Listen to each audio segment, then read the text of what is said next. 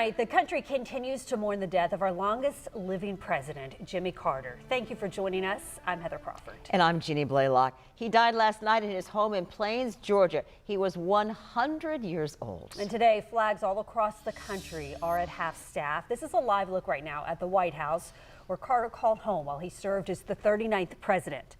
Flags will fly at half-staff until January 28th. President Biden declared January 9th a national day of mourning, and all federal buildings will be closed.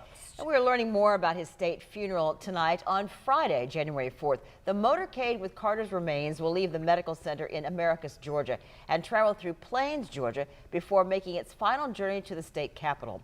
On Sunday and Monday, the former president will lie in repose at the Carter Center. The public is invited to pay respects. Then on Tuesday, Carter's remains will travel to the U.S. Capitol for the last time, where he will lie in repose there until Thursday.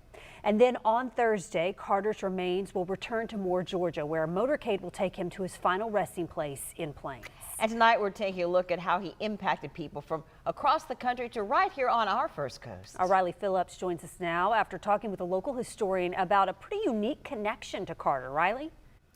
Yes, I spoke with Dr. Wayne Wood live last night during our 11 o'clock newscast, but he had such an interesting story. I wanted more time to sit down with him today. Dr. Wood was just a college student when he worked with then State Senator Jimmy Carter, but Carter would go on to leave a lasting impact on Dr. Wood's life.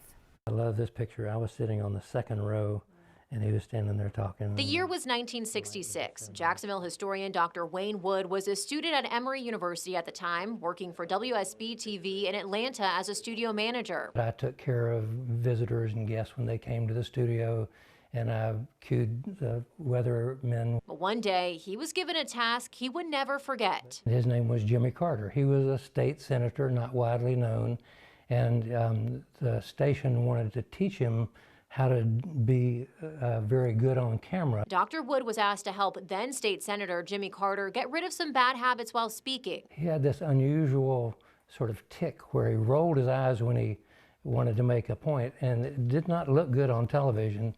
So my job was each time he rolled his eyes like that, I would cue him. Dr. Wood says it took about 3 or 4 visits to break that habit, but that short time spent with Mr. Carter would stay with him for the rest of his life. He would have gotten elected without me, but I've always cherished that little bit that I contributed to his being the highest elected office in the land. And this wouldn't be the last time Dr. Wood saw Jimmy Carter. Almost 4 decades after those studio sessions, Dr. Wood got the chance to see Carter teach Sunday school in Plains, Georgia. It was remarkable to hear the former leader of the free world to be able to teach in parables. It was a wonderful experience. So wonderful, Dr. Wood wanted to share the experience with people here in Jacksonville. He bused 2 groups of people from the First Coast up to Plains to see the former president speak. I had several texts from folks who were on that trip thanking me for that opportunity to hear this great man give his words of wisdom that affected people's lives so much. As Dr. Wood reflects on that time spent with the former president, it's not lost on him the influence Carter had on his life and the lessons he learned from a peanut farmer in Georgia. He often said, you can't save the whole world, but if you can even just save part of it and do your part to make the world a better place.